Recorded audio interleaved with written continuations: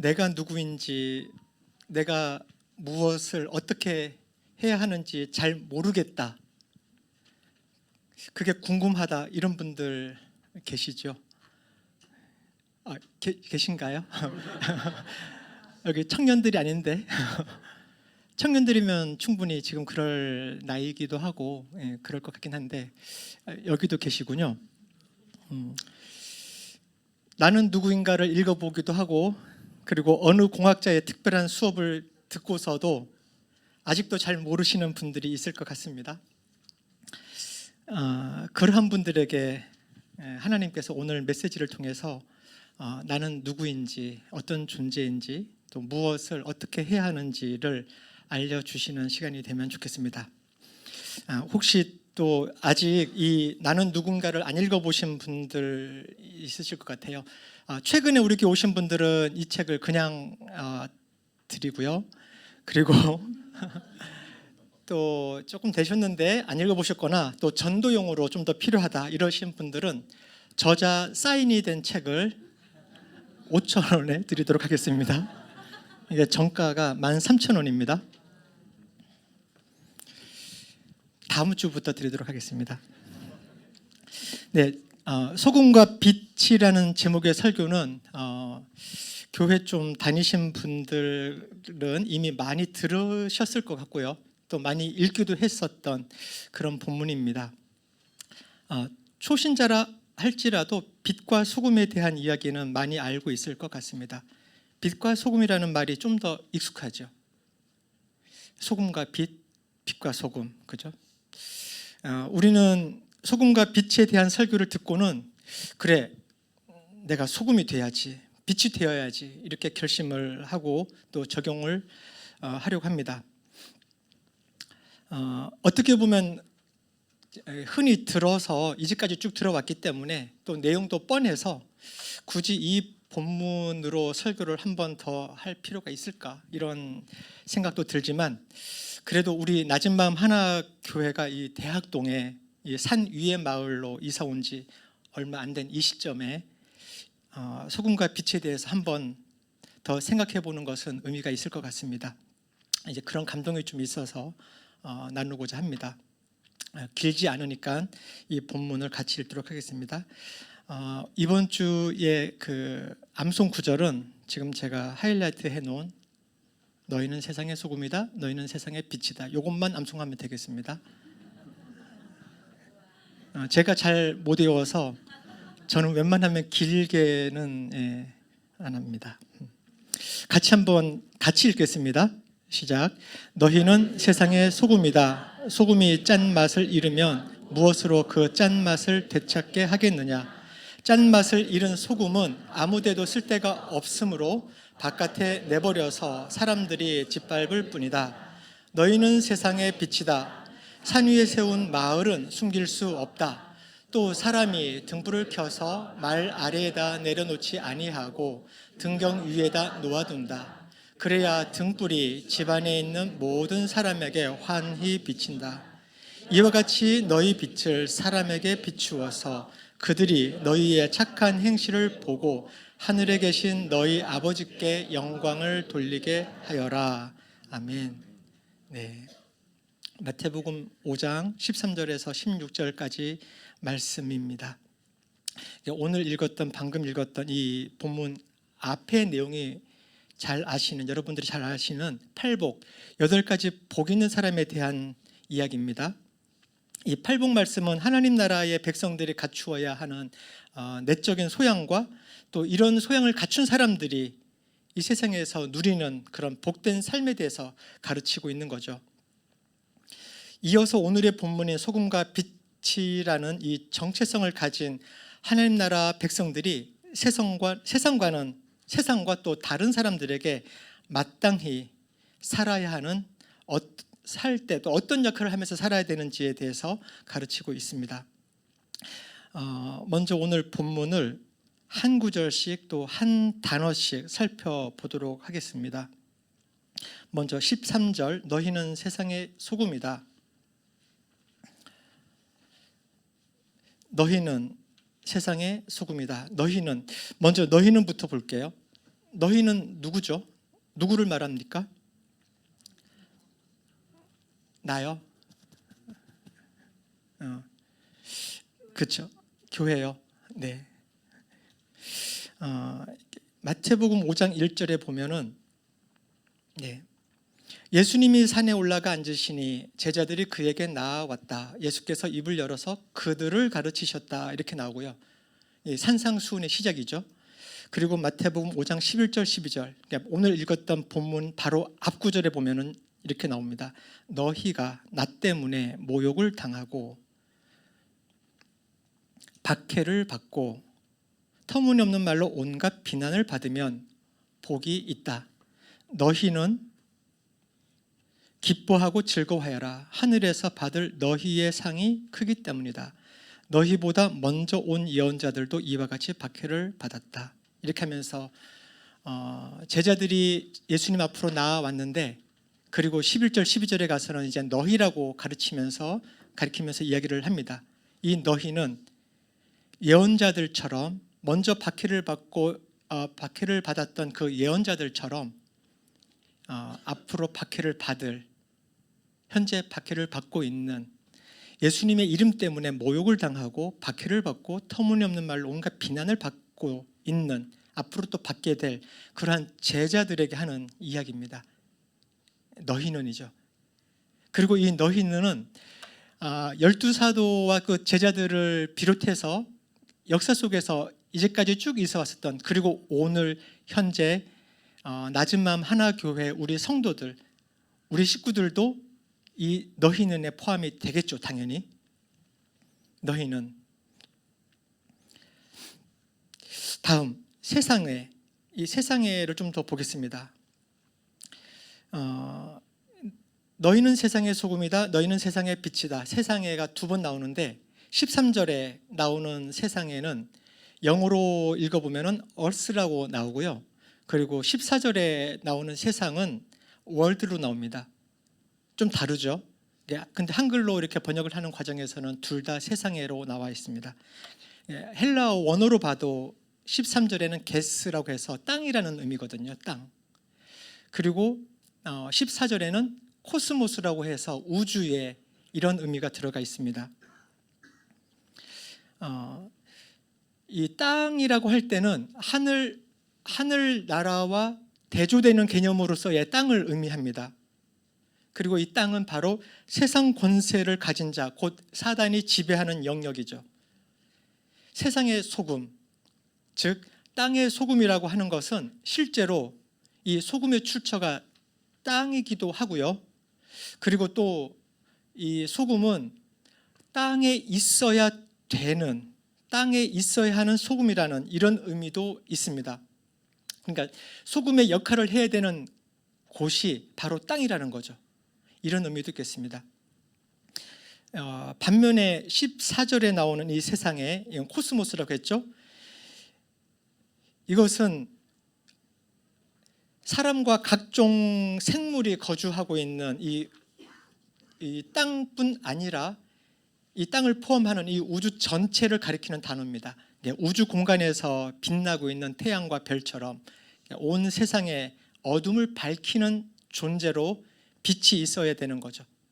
그래서 이 어둠을 밝히는 존재로 빛이 있어야 되는 그 장소로서의 개념, 또 그런 역할을 하는 범위로서의 세상을 이야기를 하고 있는 것입니다. 그래서 13절에 이 땅의 소금, 그 다음에 14절에 세상의 빛, 이 두 개념이 서로 대비가 되고 있습니다. 다음 소금 넘어가 보겠습니다. 소금. 전라남도 신안군에 가면 증도라고 하는 섬이 있습니다. 그 섬에 가본 적이 있는데요. 그곳에 가면 국내 최대의 그 천일염을 생산하는 태평염전이 있습니다. 혹시 가보신 분이 있을지 모르겠는데 그 천일염이기 때문에 밀물이 들어올 때 바닷물이 쭉 들어왔을 때 그 바닷물을 딱 가둡니다. 그리고는 여러 날에 걸쳐서 뜨거운 태양 아래 이 수분들을 다 증발시키고 나면은 점점 시간이 지날수록 이 바닷물이 수분은 증발하면서 거기에 남아있는 이 소금기들이 이제 엉겨붙기 시작해서 소금 결정체들이 만들어지는 거거든요. 그러면 그 소금 결정체들을 이렇게 긁어 모아서 천일염으로 만드는 거, 그런 과정을 합니다. 이처럼 삼면이 바다인 우리나라에서는 소금은 바닷가에서 만드는 거죠. 그러면 이제 바다의 소금이라고 해야 될 것 같은데, 지금 성경에는 땅의 소금이라고 하거든요. 바다의 소금이어야 말이 될 것 같은데 땅의 소금이다. 왜 땅의 소금이라고 했을까요? 이것도 잠시 후에 또 이어서 살펴보도록 하겠습니다. 오늘 본문이 너희는 세상의 소금이다. 예수님은 우리가 세상의 소금이라고 했습니다. 그죠? 땅의 소금이라고 했습니다. 은유법이죠.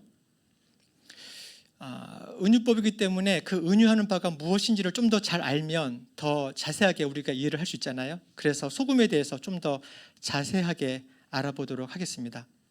소금의 기능, 역할 이런 것을 국어 선생님이 저보고 웃으시는데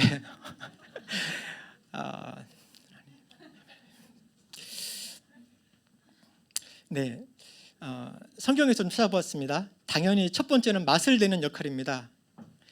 욥기에 보면 싱거운 음식을 양념, 세 번역에는 양념으로 되어 있고 다른 버전, 개정판이라든지 개역 한글 이런 데로 여기에 보면은 소금이라고 나와 있거든요. 싱거운 음식을 양념도 소금도 치지 않고 먹을 수 있겠느냐? 달걀 흰자를 무슨 맛으로 먹겠느냐? 달걀 흰자 뭐 이런 내용이 성경에 있다라는 거 새삼 그죠?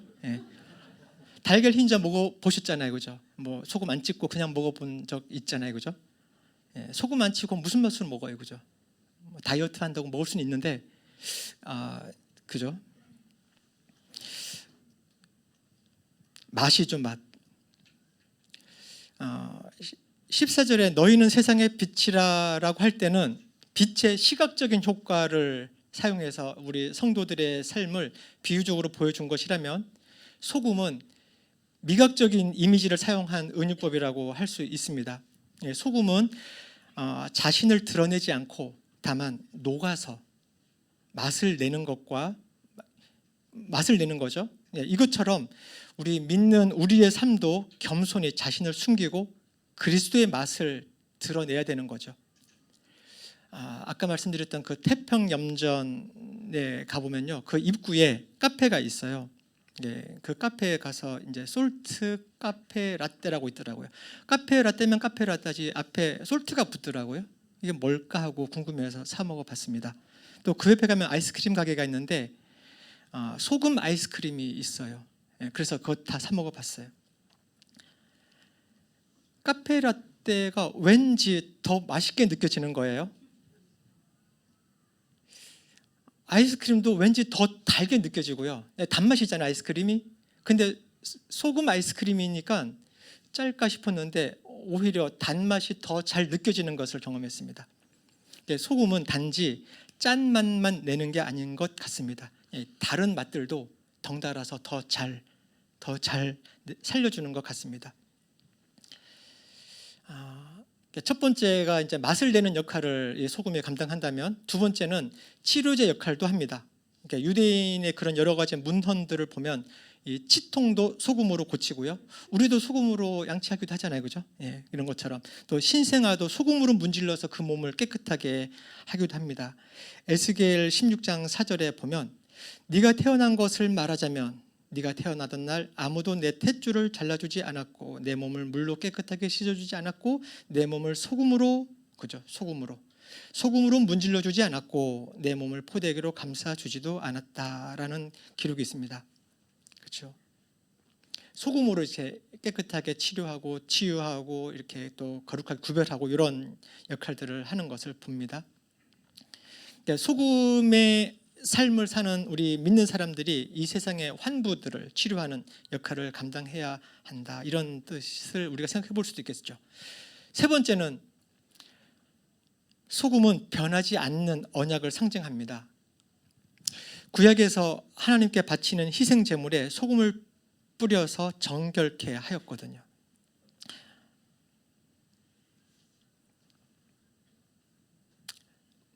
네, 여기 있네요.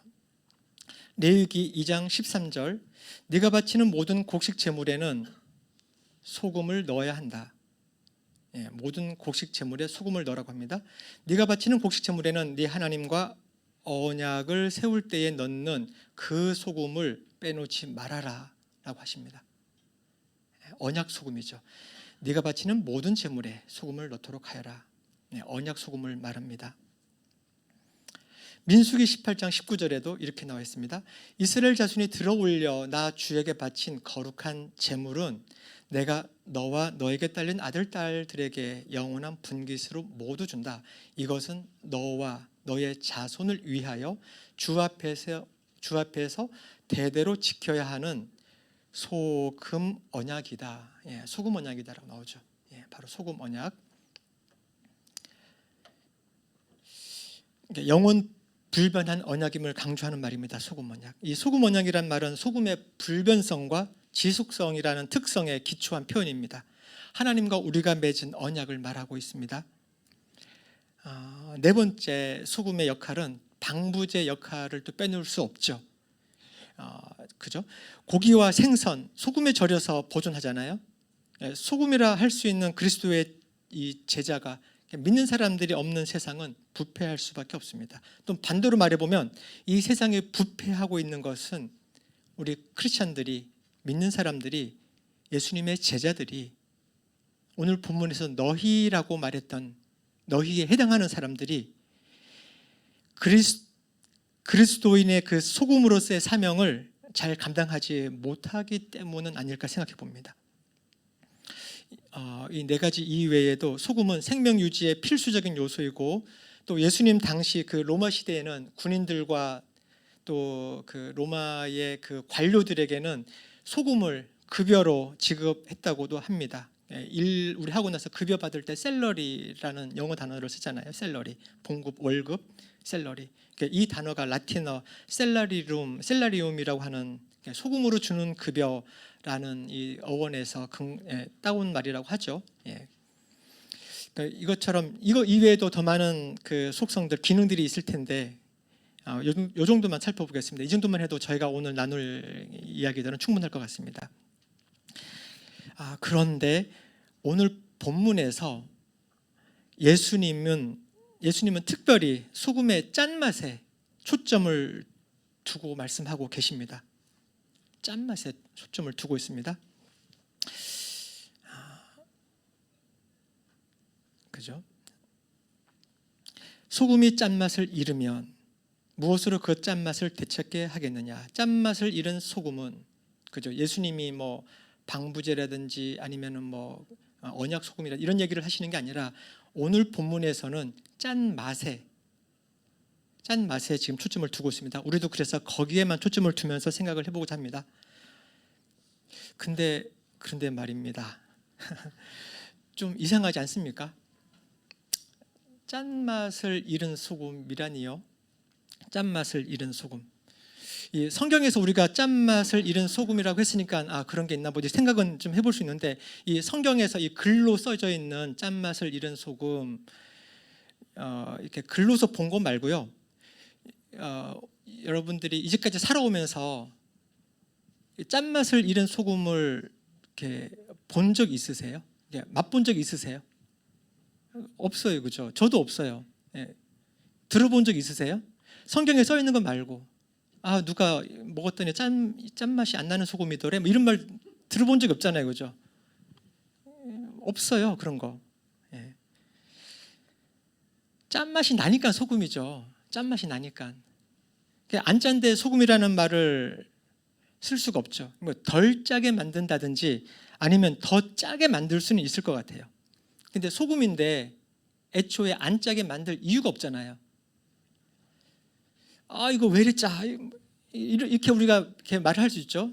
또는 소금인 줄 알고 이제 막 쳐서 딱 먹으려고 했는데 이거 왜 이렇게 달지? 이럴 수는 있죠, 그죠? 그건 애초에 소금을 친 게 아니라 설탕을 친 거잖아요, 그죠? 그럴 수 있죠.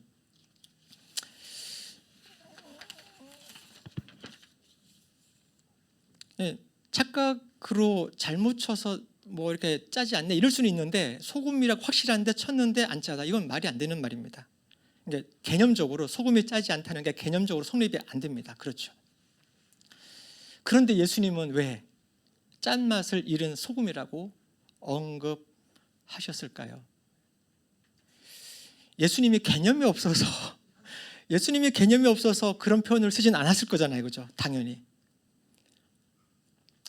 아까 제가 바다의 소금이라고 안 하고 땅의 소금이라는 표현 얘기했죠. 땅의 소금이라고. 우리 개념으로는 바다의 소금이 맞는데 지금 성경에는 땅의 소금이라고 했고 예수님은 짠맛을 잃은 소금이라고 표현을 했습니다.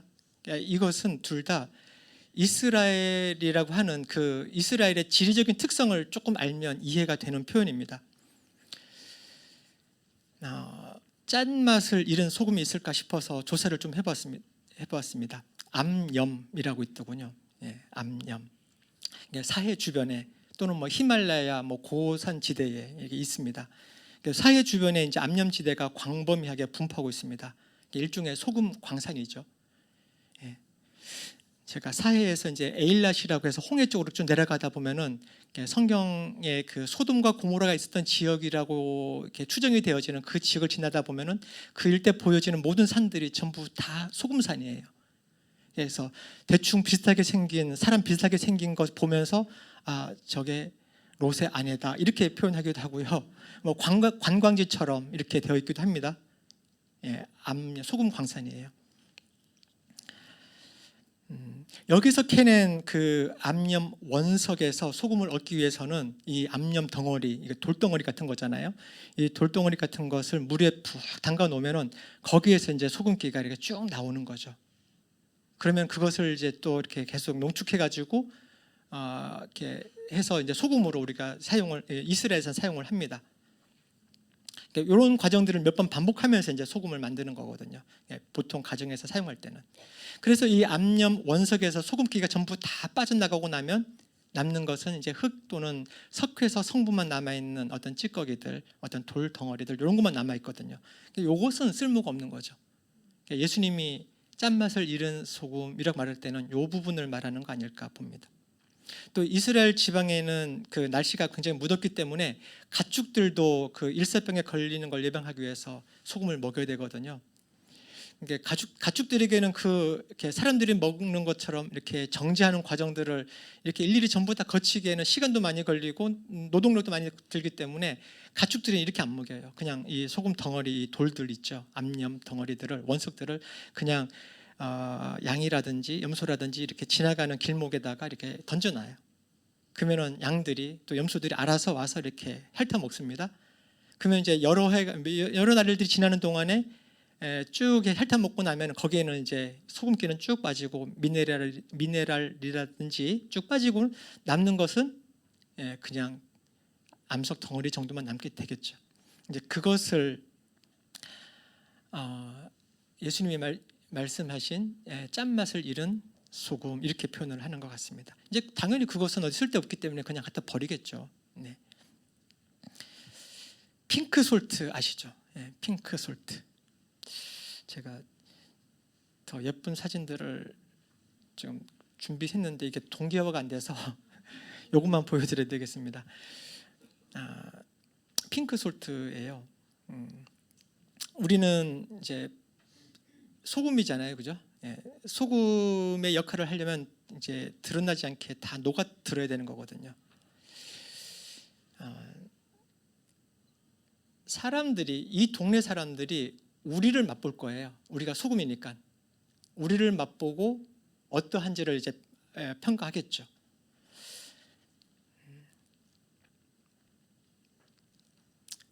근데 핑크 솔트를 좀 생각을 해봤습니다. 핑크 솔트 되게 예쁘잖아요. 색깔 더 예쁜 그림들도 많았는데 아쉽지만 머릿속에 그냥 상상을 한번 해봅시다. 핑크 솔트, 핑크빛 암염입니다. 색깔이 아름답고 또 맛도 특별히 더 좋다라고도 합니다. 근데 핑크 솔트가 자기 자신의 정체성을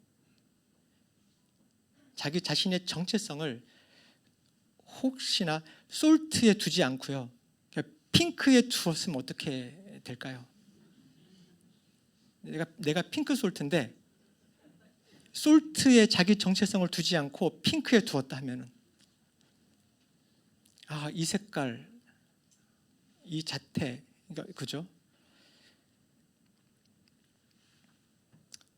이 핑크 솔트가 자기 정체성을 색깔에 두고 이 아름다운 색깔을 포기할 수 없어. 나의 정체성은 핑크야. 내가 행여나 이렇게 국이든 음식에 들어가서 녹아버리고 나면 이 핑크라는 이 색깔을 잃어버리지. 안 돼. 그럴 수는 없어. 내 정체성은 핑크거든. 이겁니다. 절대 녹을 수 없어. 만약에 핑크 솔트가 그런 정체성을 가지고 살아가면서 그렇게 결심했다면은, 또 그런 태도를 취하고 있었다면은, 음식에 가정주부께서 이제 이렇게 핑크 솔트를 쳤는데 여전히 나는 핑크야 하면서 이렇게 계속 버티고 있으면, 그죠? 이렇게 요리가 돼서 딱 나왔어요. 그리고 먹었어요. 안 녹았잖아요, 그죠? 그럼 여전히 딱딱하겠죠?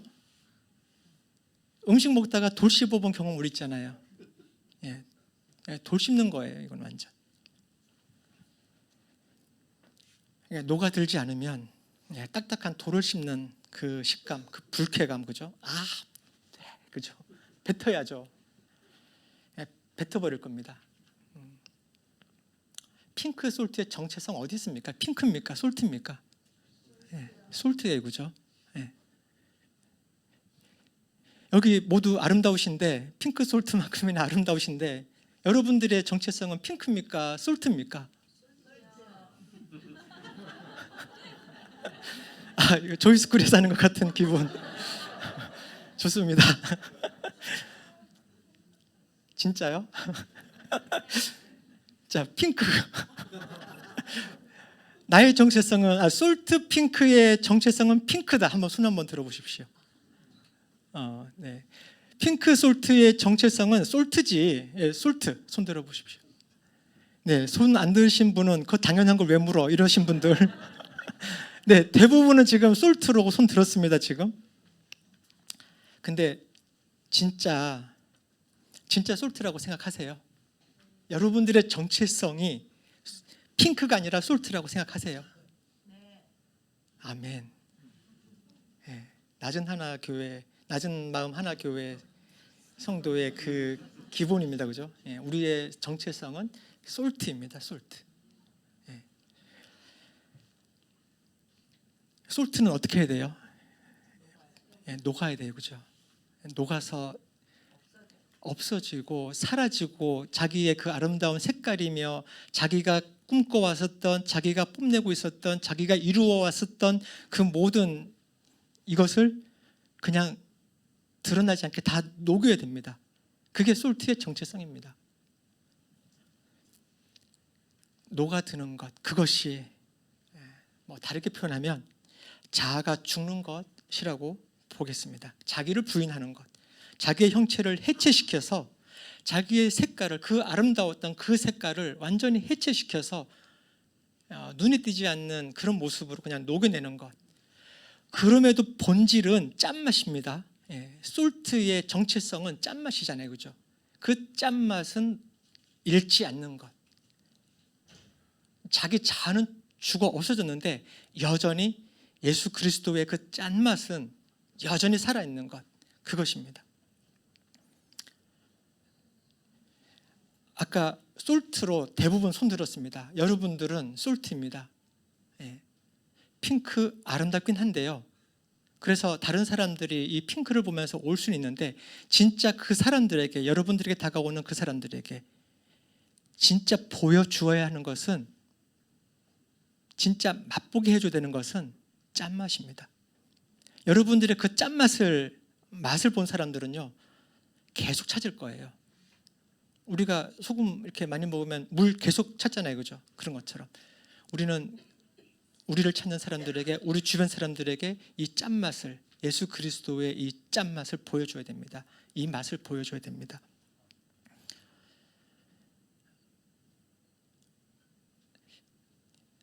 이 교회에 방문하시는 분들이 있어요. 이 동네에서 궁금해서 왔어요. 여기에 뭐 운동장이 있네요. 뭐 이러면서 오는 분들이 있습니다. 그분들 잠깐 만나는 동안에도 우리의 핑크도 보여주기도 하지만 사실은 진짜 보여줘야 되는 것은 짠맛을 보여줘야 되는 거죠. 그들은 그 짠맛을 맛보기 시작하고 어느새 우리와 함께 있게 될 것입니다. 네, 다음 빛으로 넘어가겠습니다. 요한복음 8장 12절에 예수께서 그들에게 말씀하셨다. 나는 세상의 빛이다. 나를 따르는 사람은 어둠 속에 다니지 아니하고 생명의 빛을 얻을 것이다. 예수님께서 스스로 자신을 세상의 빛이라고 했습니다. 그리고 우리에게도 너희는 세상의 빛이라고 하십니다.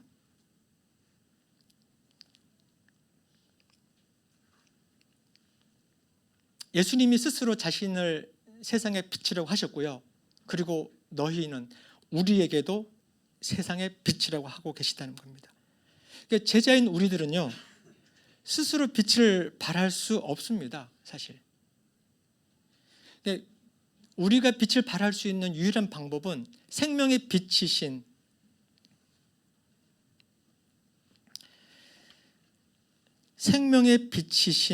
예수님이 주신 이 생명의 빛을 받아서 그 빛을 발하는 것, 이게 유일한 방법입니다.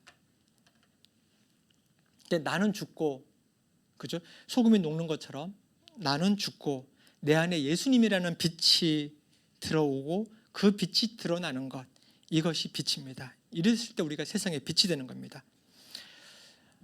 요한복음 1장을 읽어봐도 빛은 환영받지 못합니다. 세상은 온통 어둠이니까요. 빛이 환영받지 못하는 것은 어둠한테 환영을 받지 못하는 것이지, 빛이 필요한 사람들에게는 빛만큼 필요한 게 어디 있습니까? 그죠?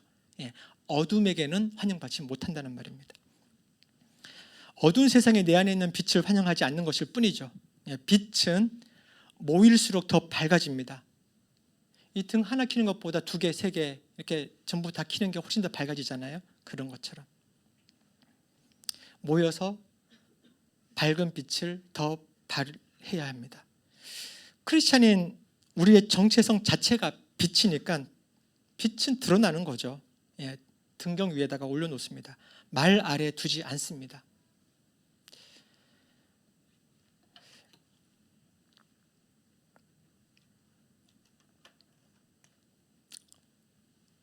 내가 높여져서 내가 더 유명해지고 널리 알려져서 부와 명예가 따라오고 그렇게 할 수 있습니다. 그런데 그것이 나의 영광이 아니라 하나님의 영광이 드러나도록 해야 되는 것이죠. 이어서 또 산 위에 세운 마을이라는 표현이 있습니다. 산 위에 세운 마을. 이게 한국적인 상황에서는 산 위에 세운 마을은 산동네죠, 그죠? 또는 좀 더 말하면 달동네 이럴 수 있죠. 산 위의 마을은 달동네죠. 가난한 달동네가 연상이 됩니다. 저는 그런 줄 알았어요. 근데 왜 산 위의 마을이라고 했을까 이런 생각은 해보다가 이스라엘에 가서 보고 레바논에 가서 보니까 웬만한 좋은 마을들은 산 위에 있어요.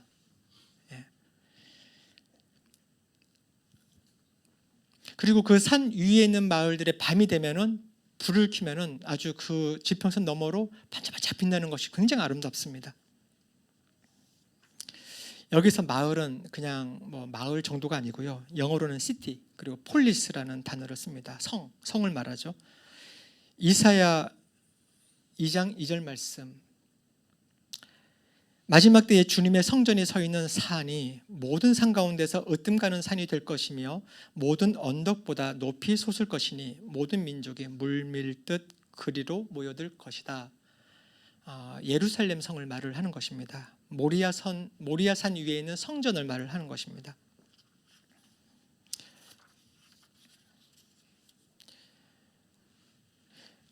다윗성도 그러하고 이 예루살렘 성전도 그러하고 그 산 위에 있거든요.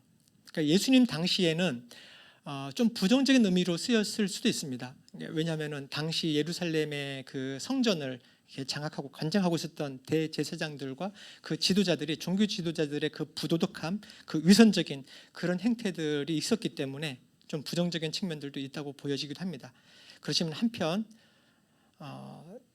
이것은 이제 교회가 장차 사람들에게 주목거리가 되어지는 보여지는 바가 되는 것을 의미하기도 합니다. 참된 제자들의 그 빛된 삶이 세상 모든 사람들의 그 모델이 되어야 한다는 것을 교훈하기 위한 것이죠. 네, 그다음 말.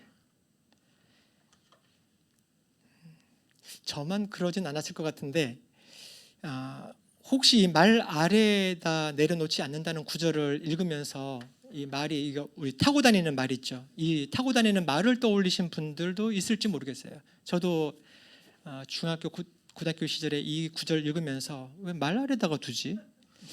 말 아래면은 다리 밑에 두나 어디 배 밑에 두나 어떻게 하지? 말 밑에가 그림자가 지니까 어두우니까 거길 밝히려고 하는 건가? 뭐 이런 생각들을 했던 기억이 납니다. 여기서 말은 그 말이 아니죠. 타고 다니는 말이 아닙니다. 바로 이겁니다. 이게 도량형 그 측정 도구에 그죠?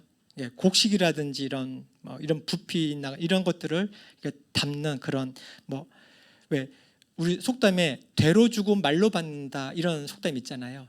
그때 되와 말은 이런 곡식을 담는 그런 측정 도구죠. 요게 되입니다. 요게 돼. 요거의 10배 되는 것이 말입니다. 말. 지금 우리가 이런 거 본 적 없잖아요. 요새 거의 본 적 없잖아요. 그러니까 우리가 지금 그 체감할 수 있는 그런 걸로는 삼다수 물통 있죠. 1.8리터짜리 이런 거 생수 그게 요 한 대 정도 될 것 같고요. 그다음에 생수통 있죠. 이렇게 큰 생수통 이렇게 뒤집어서 쓰는 그 생수통이 18리터 정도 되니까 요 정도 되지 않을까 싶습니다. 요게 말입니다.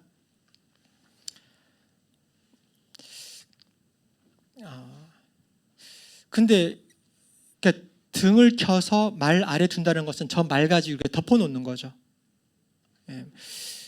이스라엘에서는 가끔 그러기도 했었대요. 어떨 때냐면 이렇게 당연히 불을 켜면 등경 위에다 두어서 여기 전체 밝게끔 하는 거죠.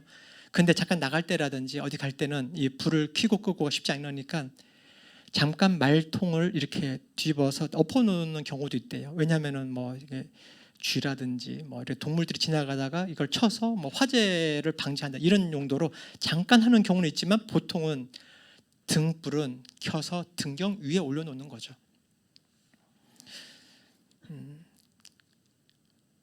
여러분들은 그죠? 세상의 빛입니다, 그죠? 세상의 빛입니다. 우리의 정체성은 빛입니다. 예수님이 말씀해 주셨으니까. 근데 혹시 이렇게 생각하시는 분이 있진 않을까 모르겠습니다. 나는 빛이야. 그러면 빛이니까 당연히 등경 위에 올려놔 주시겠지. 높여 주시겠지. 근데 왜 나를 안 높여 주시지? 내가 빛인데 나를 왜 안 높여 주시지? 내가 높여줘야 빛이 나고 영향을 주고 할 터인데 이런 생각을 하시는 분이 혹시나 있을지 모르겠습니다. 성경에 분명히 말 아래 빛을 말 아래 두지 않는다고 했는데 왜 내 인생은 말통 아래 있는 것 같지? 왜 내 인생은 그냥 캄캄하고 그냥 꽉 막힌 것 같고 왜 내 인생은 이렇게 말통 아래 있는 것 같은 거야? 이런 생각이 드는 사람이 있을지 모르겠네요.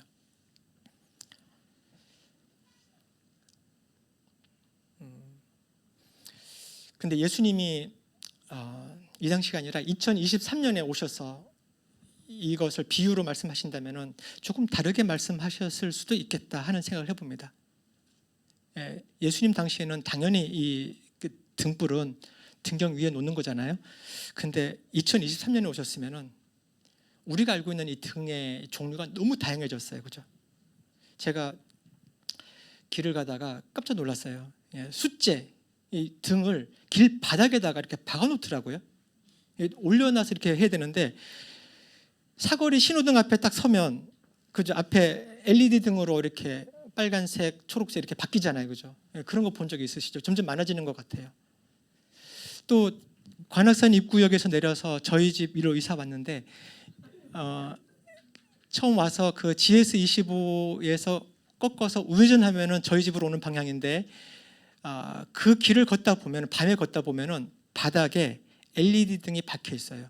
그것은 차도와 인도를 분리하는 그런 표시등이거든요.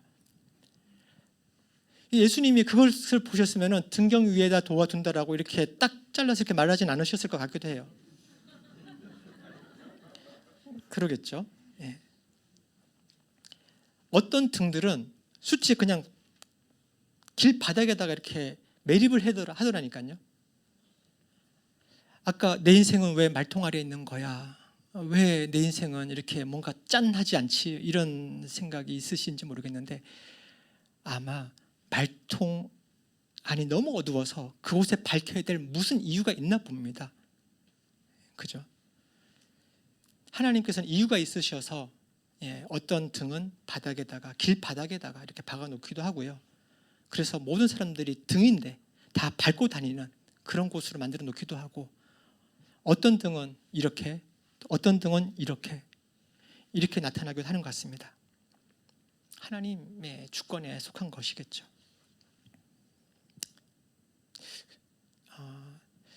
왜 말통아리에 있는 거야? 라고 생각하시는 분들은 어쩌면 아직 소금이 덜 녹아서 나는 핑크야. 아직 이런 생각하는 분일 수도 있습니다.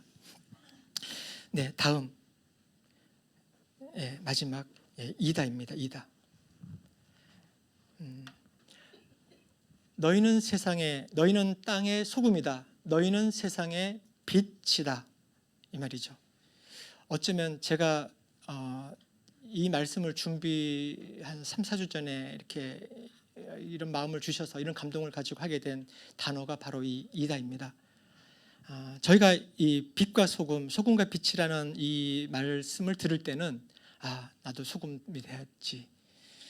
그래, 나도 빛처럼 살아야지. 나는 빛이 될 거야. 이런 생각을 하게 되잖아요. 그리고 그런 줄 알아요. 근데 예수님이 우리 보고 너는 소금이 될 거야. 소금이 돼야 돼. 너는 빛이 돼야 돼. 지금은 아니어도 언젠가 빛이 될 거니까 걱정하지 말고 이런 말씀이 아니라고요. 예수님이 하시는 말씀은 너희는 땅의 소금이다. 너희는 세상의 빛이다. 이 말이거든요. 그러니까 그 말은 뭐냐면요. 내가 지금은 아직은 아닌데 나는 지금은 이 모양 이 꼴인데 열심히 노력하고 열심히 훈련해서 언젠가는 소금이 될 거야. 좀 더 짜질 거야. 좀 더 짠맛을 낼 거야. 이렇게 가는 게 아니라는 거예요, 지금.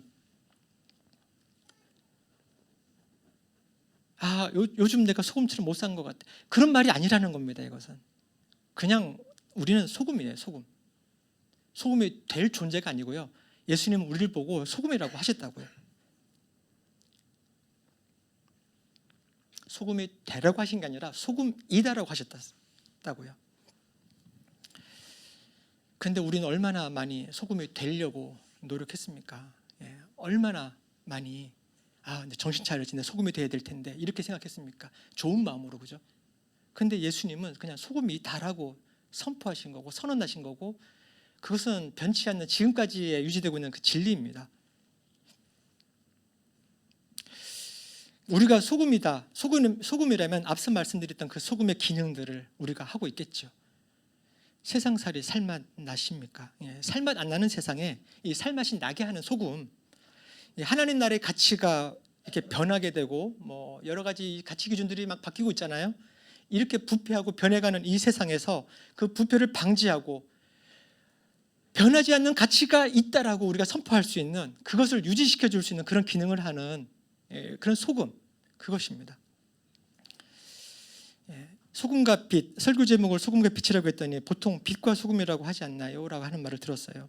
가만 되뇌어보니까 저도 빛과 소금이 좀 입에는 익더라고요. 왜 그럴까 했더니 그 빛과 소금이라는 잡지도 있었던 것 같아요. 그죠? 요새도 있는지 모르겠는데 뭐 어쨌든 그게 좀 더 익숙합니다.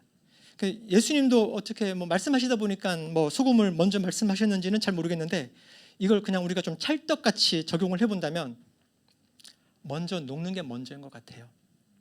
빛으로 드러나는 것보다 먼저 자기 자아가 죽고 자기 자아가 완전히 녹아 형체가 없어질 정도로 녹아드는 것, 그렇지만 짠맛은 유지하는 것, 그렇게 소금처럼 녹아진 그 사람들이, 그런 성도들이, 그런 믿는 사람들이, 그런 너희들이 예수님께서는 다시 빛으로 드러내시겠구나 하는 생각이 들었습니다. 그래서 소금과 빛, 그래서 예수님이 소금을 먼저 말씀하시고 빛을 나중에 말씀하신 거 아닌가 하는 찰떡같이 한번 적용을 해봅니다. 소금이 먼저인 것 같아요. 그게 올바른 순서인 것 같습니다. 우리는 우리 낮은 마음 하나교회는 이미 노출되어 있습니다. 숨길 수 없어요. 또 숨길 이유도 없습니다. 우리 교회가 소금처럼 이 산 위의 마을, 낮은 마음 하나교회 꽤 높은 산 위에 있는 교회입니다. 그죠? 저 밑에서부터 걸어 올라오면 꽤 높죠. 꽤 높은데 더 높은 곳에서 우리를 내려다보고 있는 이 아파트 주민들이 많습니다. 우리는 숨을 수가 없어요. 이미 다 노출되었고요. 우리가 떠들면 왜 떠들었냐고 미련 들어오잖아요. 그런 민원님 만나서 우리의 맛을 보여주는 거죠. 우리의 짠맛을 보여주는 거죠. 예수 그리스도의 이 맛을 보여주어야 되는 겁니다. 숨길 이유 없습니다. 그런데 우리가 이 산 위의 마을에 이 녹아든다면, 소금처럼 녹아든다면 하나님은 우리 낮은 마음 하나교회를 더 높이실 것이고 더 드러내실 것입니다. 더 나타내실 것입니다. 나는 누구인가? 나는 누구인가? 나는 세상의 소금입니다. 나는 세상의 빛입니다. 이것은 제가 하는 말이 아니라 예수님께서 제자들인 우리들에게 하시는 말씀이죠. 우리는 무엇을 하고 어떻게 살아야 합니까? 성경에 나와 있는 말 그대로 하면 맛을 내고요, 빛을 환히 비추어서 결국 하늘에 계신 우리 아버지께 영광을 돌리는 삶, 그죠? 우리의 착한 행실을 보고 하늘에 계신 너희 아버지께, 우리 아버지께 영광을 돌리게 하는 삶, 하나님 아버지께 영광을 돌리는 삶, 이것이 우리가 해야 되는 삶의 목적, 삶의 목표가 되겠습니다. 종합해서 생각해 보겠습니다. 우리는 세상의 소금입니다. 소금이 있어야 하는 곳은 사단의 권세를 잡고 있는 이 세상 땅입니다. 그런데 우리가 소금으로서 정체성을 지킨다고 계속 모여있기만 하면요, 그죠? 소금인데 계속 모여 있어요. 그것을 우리는 소금 창고라고 하죠. 소금 창고는 예수님이 원하시는 게 아닙니다. 소금이 있어야 되는 곳은 소금 창고가 아니라 땅입니다. 땅의 소금이잖아요. 예수님은 맛없는 땅, 맛 없는 세상에 살맛나게 만드는 존재로서 세상의 소금, 땅의 소금이라고 하셨습니다. 지금은 아닌데 조금 더 노력하면, 좀 더 훈련하면, 뭐 통독도 하고 이런 과정들을 거치고 하면 소금이 될 거야 하는 말이 아니라고요. 우리는 그냥 소금이죠. 그러니까 언젠가 소금 될 거란 말도 아니라고 했죠. 우리는 이 땅의 소금이고 세상의 빛입니다. 몇 주 전에 이런 감동이 있었습니다. 그래서 이 말씀을 준비한 건데, 이리로 이사를 오기 전부터, 그러니까 우리 교회가 이쪽으로 이사 오기 전부터 해서 지난 한두 달 정도 사이에 이 신림동에서 굉장히 불미스러운 일들이, 그런 사건들이 많이 생겼습니다. 뭐 제가 굳이 뭐 더 언급하진 않을게요. 알고 계시죠, 그죠? 그러니까 이제 교회가 이전하면은 나도 교회 근처로 이사 가야지 이렇게 생각했었던 우리 청년들이 좀 있습니다. 근데 그 사건 소식들을 들으면서 왠지 무서운 것 같아, 왠지 좀 위험한 것 같아, 이런 생각을 하면서 이리로 이사 못 올 것 같아요, 그랬습니다. 제가 그런 얘기 들으면서 그래? 좀 이상한데, 이런 생각 좀 하다가 좀 며칠 후에 아침에 이제 교회 오는 길에 문득 이런 생각이 들었습니다. 이 땅에, 그러니까 이 지역에, 이 신림동의 권세를 잡은 사탄이 꽤나 무서웠나 보다. 낮은 마음 하나교회가 이 동네로 온다는 것을 알고 쫄아가지고 우리가 오기 전에 겁을 팍 주려고 그런 일들을 벌였나 보다. 자식, 뭐 이런 느낌 있죠. 그래 봤자지 우리는 이사 올 거고, 산 위에 세운 마을이 숨길 수 없는 것처럼 산 위에 세운 낮은 마음 하나교회도 숨길 수 없지. 사람들은 이 빛을 보고 더 모여들 거고, 그 빛을 더 추구할 거고, 소금이 더 모여들어서 추구해서 소금 창고가 되는 건 아닙니다. 그거는 땅으로, 세상으로 나가야 되는 거고요. 빛은 더 모여들어야 되는 거예요. 그러니까 대조적인 개념들이라고 했죠. 빛으로 더 모여들 거예요. 촛불 같은 빛 좋습니다. 이런 LED 등들 좋아요. 계속 모여드는 거예요. 그러면 이곳은 더 밝아질 거예요. 이 신림동을 넘어서 서울 전역을 비추는 빛이 될 겁니다.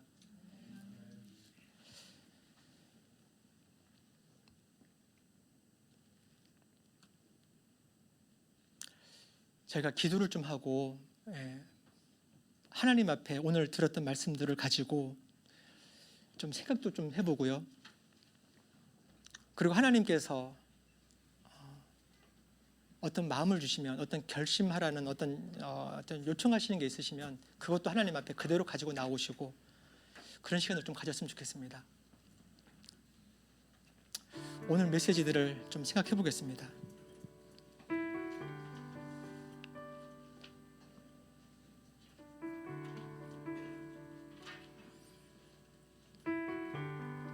우리는 하나님의 자녀입니다.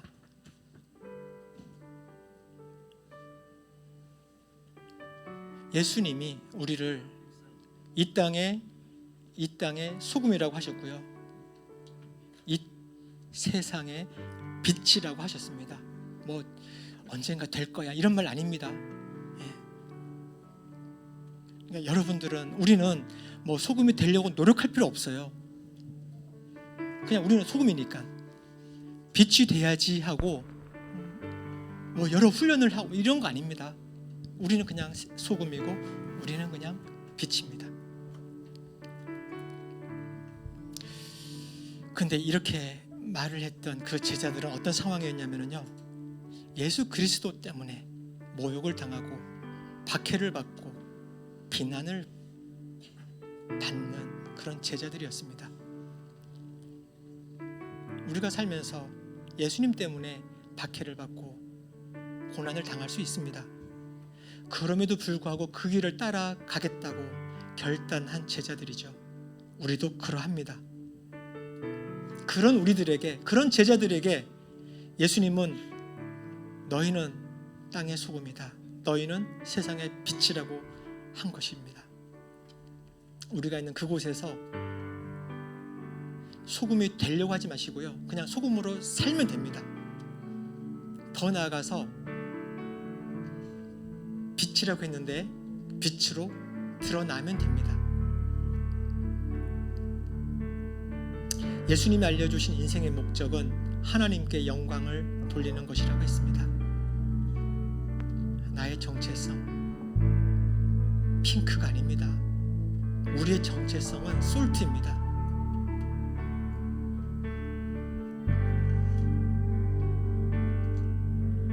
내가 이루고 싶은 계획들,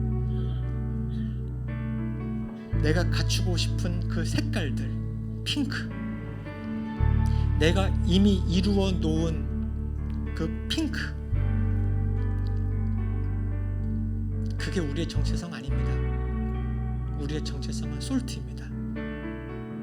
온전히 녹아지는 것이고 온전히 형체 없이 핑크라고 하는, 세상 사람들은 혹할 수 있는 그 핑크, 그건 녹인 형체도 없이 사라지게 하는 것입니다.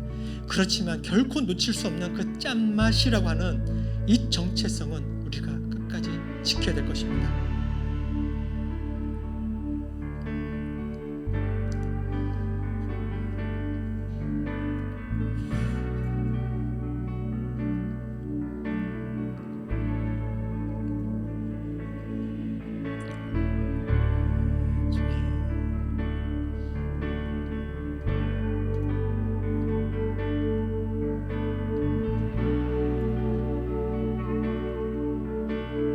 성령님이 조명해 주실 것입니다. 내가 은근히 자부심을 가지고 느끼고 있었던 그 핑크, 그것을 조명해 주실 것입니다. 그리고 이 시간에 핑크가 아니라 솔트라고 말씀하시는 성령님의 음성을 들으시기 바랍니다.